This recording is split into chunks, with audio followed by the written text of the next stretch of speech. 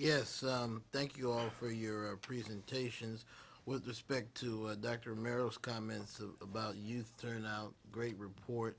Obviously, Senator Allen and I, as the younger members of our respective houses, are very concerned about youth civic engagement. Part of what you said, though I exited the room, I was listening to your testimony, was about I think 12 and 8 and resources being able to get the word out. In LA County, we had a Board of Supervisors election in June and it significantly drove up the turnout because there was a massive, not just voter registration drive, but turnout operation. But that takes resources. Do you have a position or have you ever been a part of conversations about campaign finance and resources that are allocated toward turnout and the like, and the strictures that we currently have in our systems? Oh, interesting. Well, you give me quite a question. Just want to put it all on you. Sure. Well, first off, we don't take positions on any sort of bills or policies in that sense. I will. Mindy Romero, John Q. or John Jane Q. Q. Public. Public. I will say this, that given our current system, right, um, if we really want to see turnout increase and we want to see a representative electorate, we have to do something about the way that outreach is conducted by campaigns and candidates. So there are lots of other types of entities, nonprofits, advocacy groups that try to reach out to all those that aren't being reached out, right? Youth, underrepresented groups. But they do fantastic work, but it's a drop in the bucket. Yep. They're fighting a huge uphill battle, and arguably our county elections offices are as well. They're not mandated to do the type of outreach that we're talking about here today.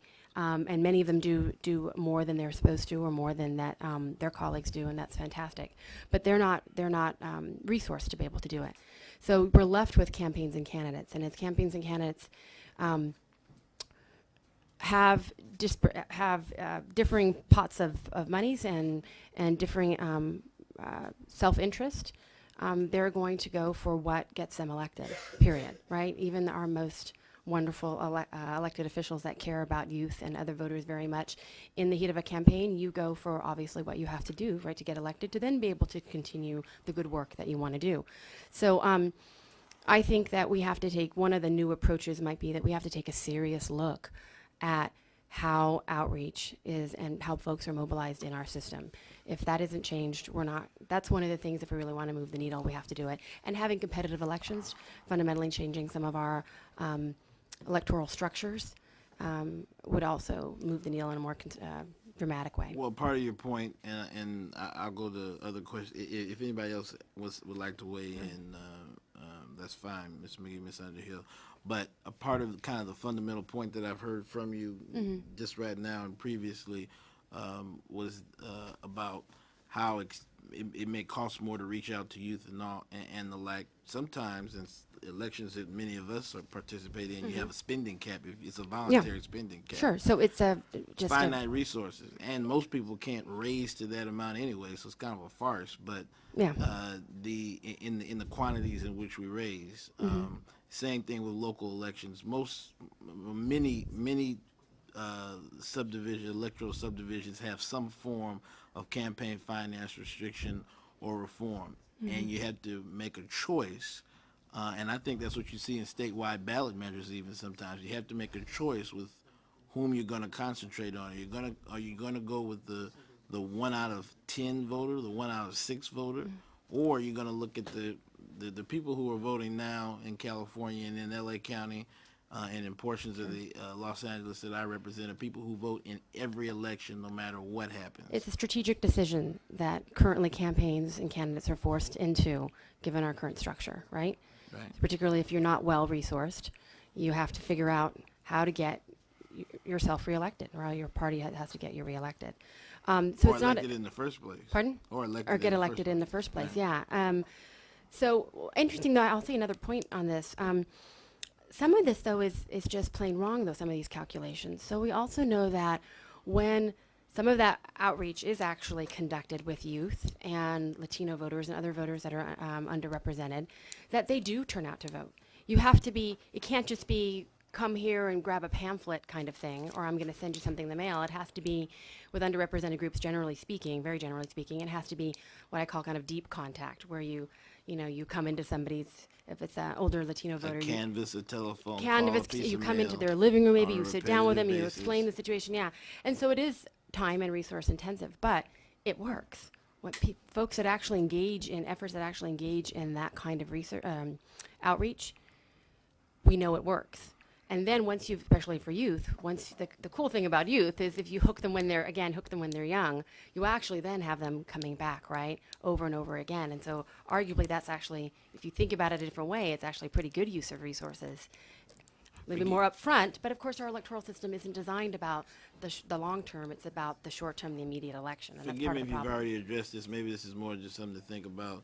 But I understand that volunteerism among 14 to 24 is pretty high, Yeah, and voting is terribly low. I don't get the disconnect. Doesn't make any sense part to of what me. I was saying earlier about how youth care, but they're disconnected from the electoral Okay, process. got it. Mr. McGee, has PPIC ever done a high school age poll or a youth targeted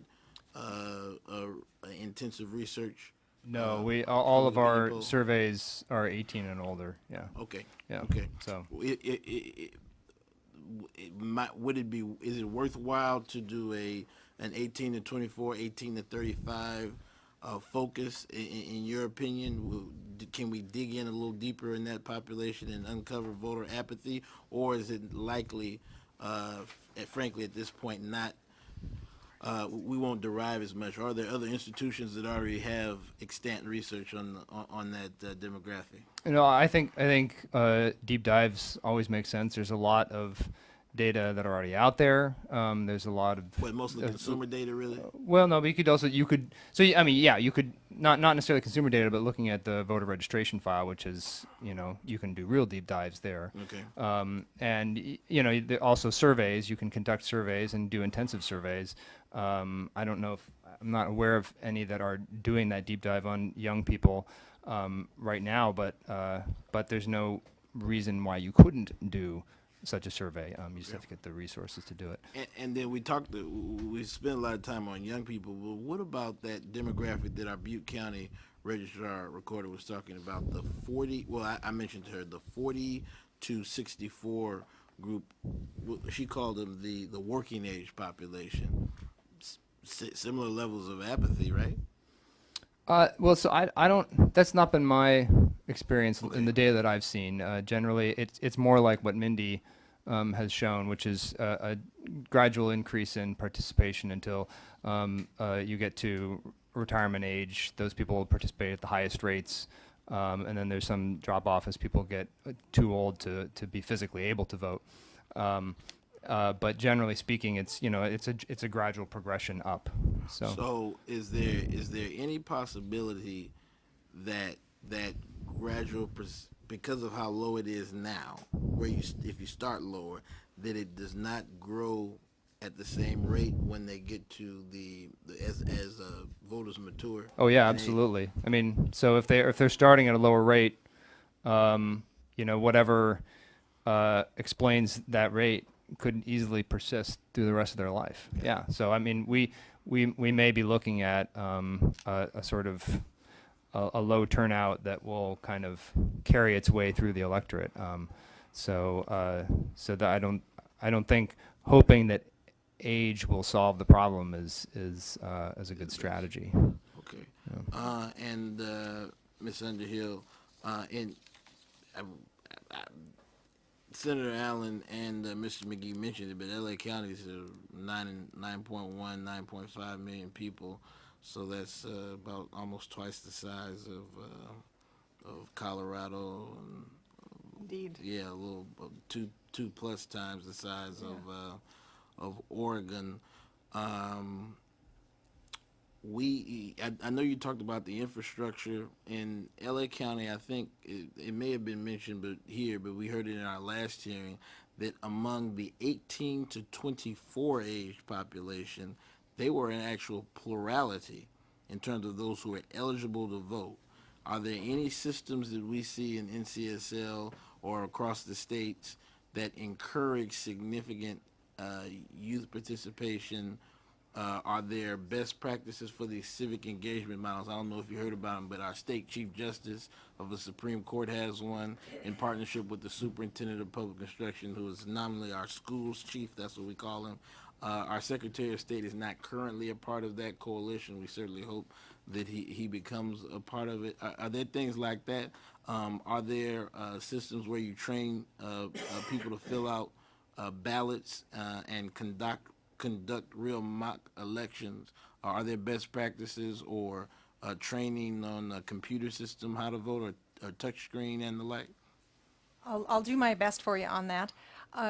One way to get youth involved is to permit them to be poll workers first. Now, of course, the only people who are 18 or 16 and 17 who opt to be poll workers are those who are already engaged, but then they've had the experience of being in the polling place and they can tell their friends about it. So that's a policy that can be adopted at the state level to permit counties to use student poll workers. And some election officials have said that it's helpful to have 16, 17-year-olds in the polling place because they're more comfortable with the technology that might be in use.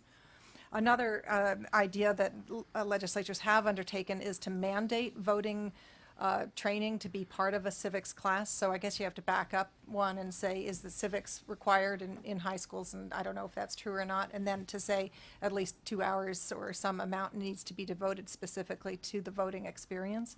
I cannot tie that to whether more people do vote, but it's an option that people have certainly considered.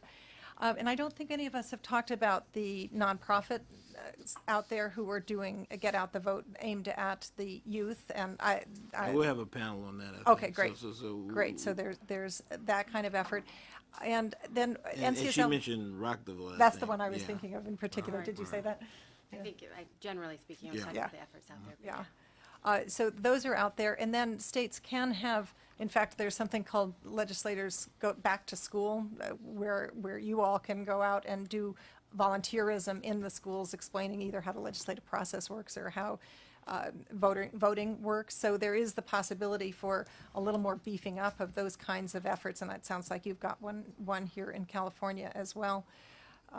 So that's what's coming to mind for me on how to get the young people engaged early on from things that the legislature could actually do. Last question, any or all, you can answer. Do school elections help? I mean, you have a school-wide election, you pick your school president and a couple other people. I know I ran a bunch of times, lost some, won some. Yeah.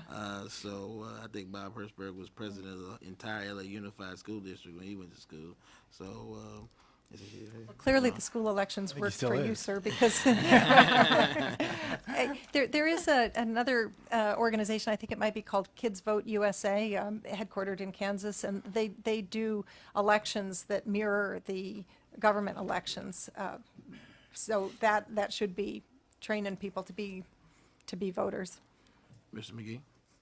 I don't know. Except that the more that you could tie something like that to, the actual elections, I think that seems to be important. I mean, it's an issue because if we're talking about June and November, some California schools are in school in the first week of June. Yeah. It's changing now because school districts are moving earlier. And the big push, I mean, frankly, it's a Southern California problem. It's a statewide problem, but it's a big, big, big hole in Southern California in terms of our turnout. And they've just moved schools in LAUSD to the middle of August, which was kind of unique. But anyway. I'm running through my brain trying to think of research on school elections. I'm at a loss at the moment, but I would say along the lines of what Eric said, I think anytime you... Can tie it. Yeah, and I think specifically I would say that... Well, it has to be real. You have to have real candidates to the extent that it aligns with what their parents would see on a ballot, and they get a bit of literature on the I was candidates thinking of more like that it would be part of a broader outreach effort about elections and teaching the notion of elections as opposed to just having a student body election. Having it be here's your student body election. You can vote for these guys. Oh, and by the way, here's all this other information about how voting happens once you're an adult and you get to move away from your parents and all the rest. So Okay. And a lot of school elections aren't necessarily done in a way that does mirror anywhere close to a real election, and the nomination process is, you hear kids at high schools arguing about that process and that sort of thing. So making it as real as possible, yeah. Tying it. Thank you, Chairman, and thank you, Mr. Chairman Ridley Thomas, for that vote of confidence.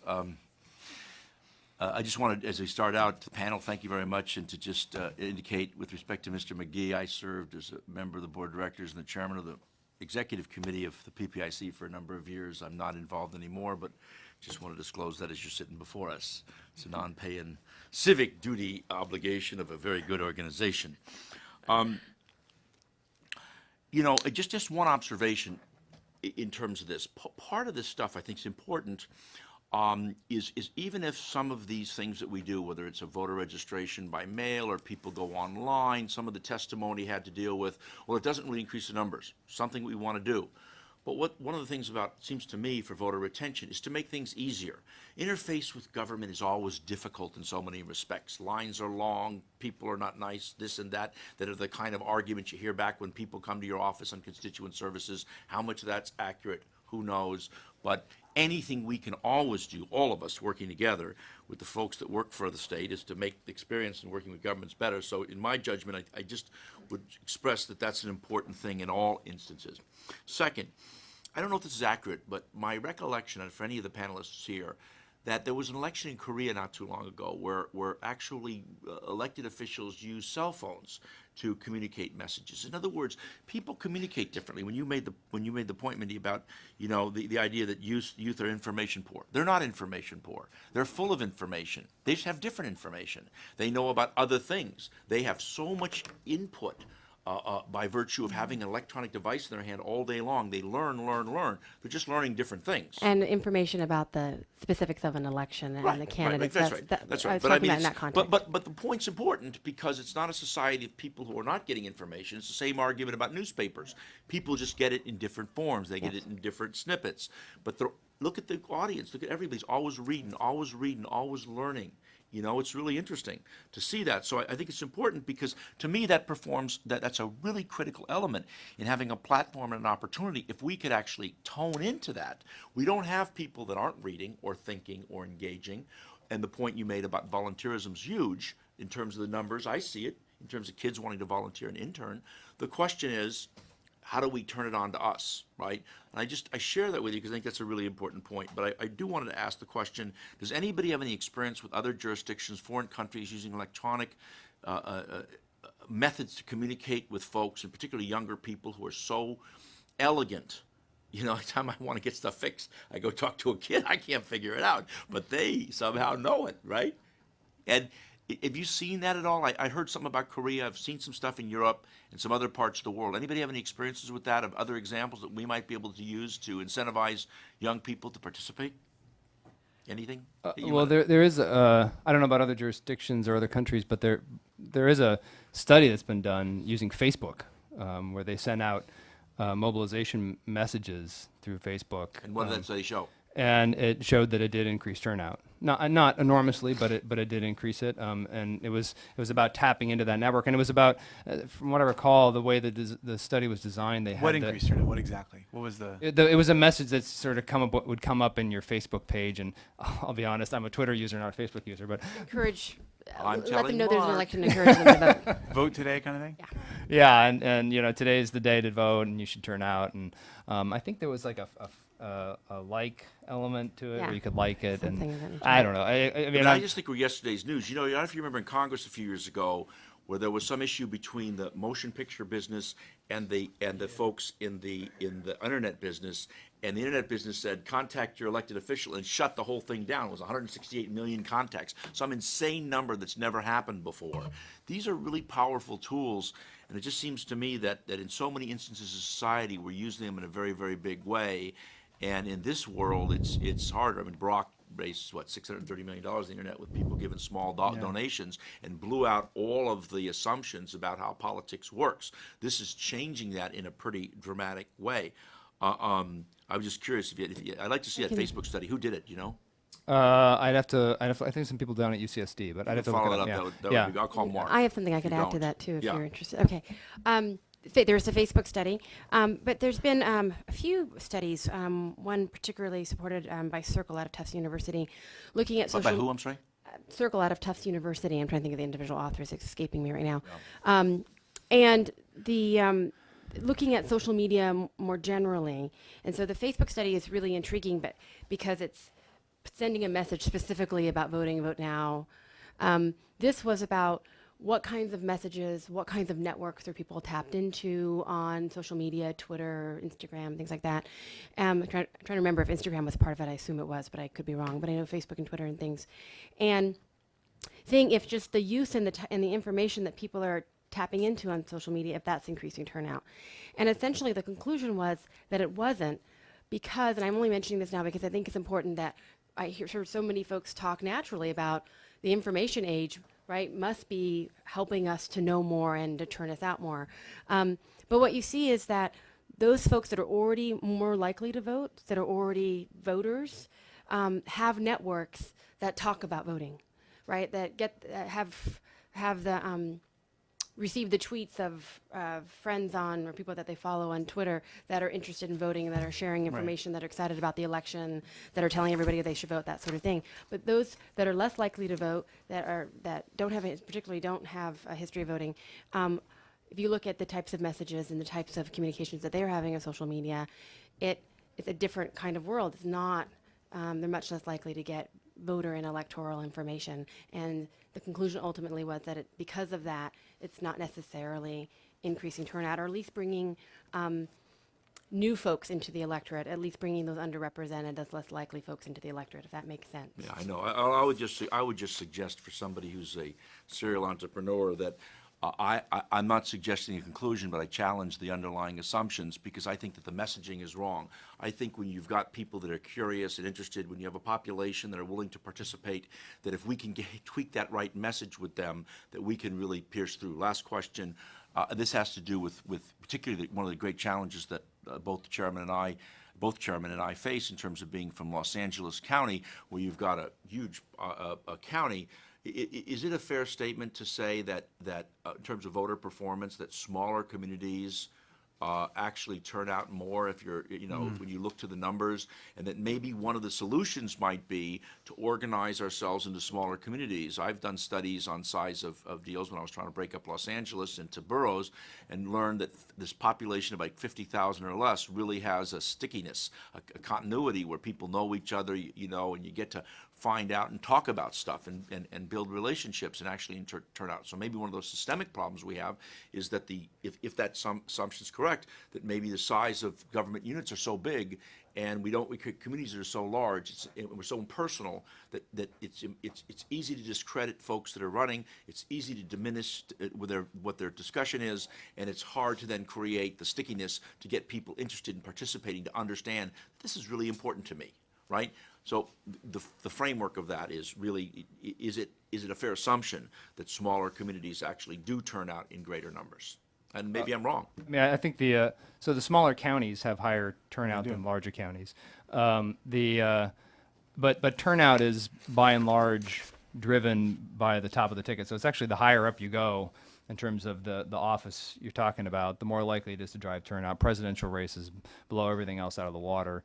I think what you're talking about in terms of talking to each other and in terms of talking about involvement, it. like in Yeah. the community, I think maybe a smaller governmental unit could make that level of participation more likely. People would feel like government was a little less distant from them. But in terms of voter turnout, for the vast majority of people who would not be showing up for a city council meeting no matter what, the thing that's going to mobilize them to vote is not the what's going on in their local office or local government. It's going to be the farther away you go. Sometimes and I think it's the reverse. I represent a community called the City of San Fernando. They had a recall with 68, I quoted the number wrong last time, but 68.9% turnout in a small community surrounded by the city of Los Angeles. 68.9%, because it was a Yeah, I mean, recall that it's about grabbed media attention, right? Yeah, and people and were the focused. presidential race gets so much attention these days. We have our media in California is so sort of atrophied, sort of the state media, that I don't think it covers these races the way that it used to.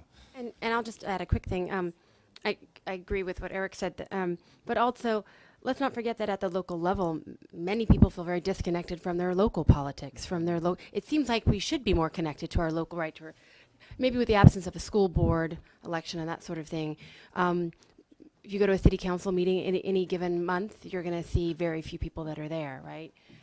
Folks aren't tapped into their local elections. They're not tapped into their local electoral process or their civic structures as much as obviously we would love to see them be. So there's lots of reasons what drives turnout at a top of a ticket, but also I think the assumption that local would be better, we need to do a lot of work at the local level to bring people in to their communities, into the decision-making process there. Yeah.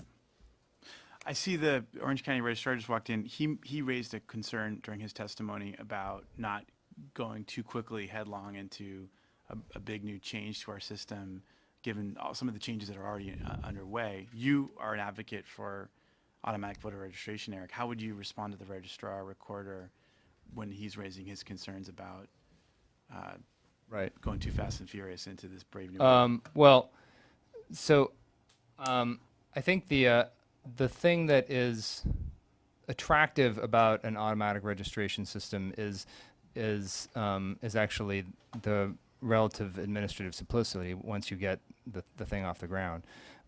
What concerned me when I was looking at the numbers a year ago or a year and a half ago was the volume of people we might expect in some of the larger counties going to a relatively small number of vote centers. I mean, the way the same-day registration is set up, you have to go to your county registrar or to a satellite office. And so my concern was projecting out from the experience of other states, the estimates that had been in say, the analysis of the bills, of the same-day registration bill when it was passed, struck me as significantly too low. And I felt like we could probably expect to see a lot more people in LA County, anywhere of 100,000 people or more coming to register late. And that's a big a complex administrative problem that could definitely be solvable. And I leave that up to the registrars to figure out how to solve it. I put same-day registration on the table automatic registration on the table in part because I wondered if it might help address some of that sort of boom and bust that would be happening, and also address some of these other things that we've been talking about, the concerns about how registration is slipping relative to other states and how and turnout in generally is a problem. So it's not to say that we have to adopt automatic registration, but more that there's a constellation of issues that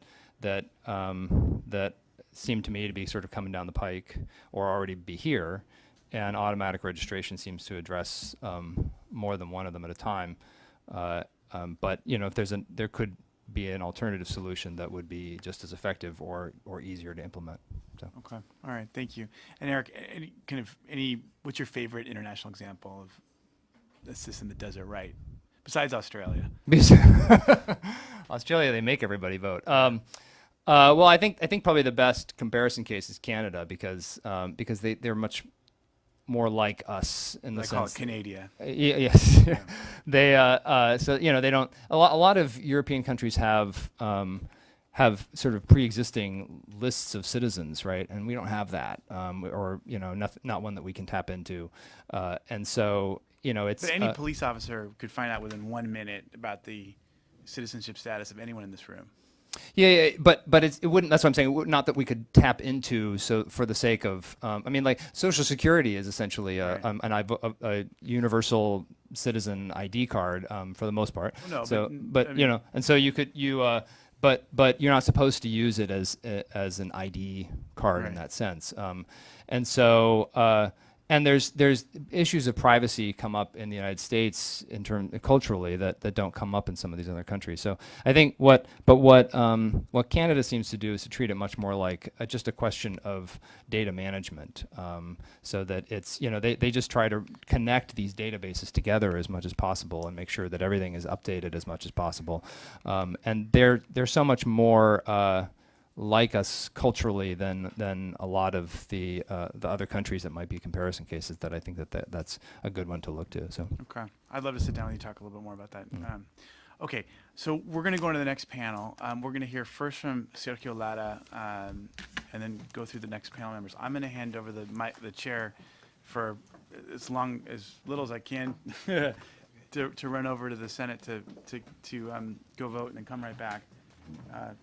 Is that cool? Yeah, that's fine. I didn't know that you okay with that. Yeah, I mean, They are? I think. Huh? Oh, Republicans are in caucus. All right, well, we're okay. Okay. You're okay? Yeah. Okay. All right. Well, then maybe we're okay. All right. We're gonna hear. So this is the next. So thank you so much to the panelists. Really, really appreciate it. And Eric, let's get something set up.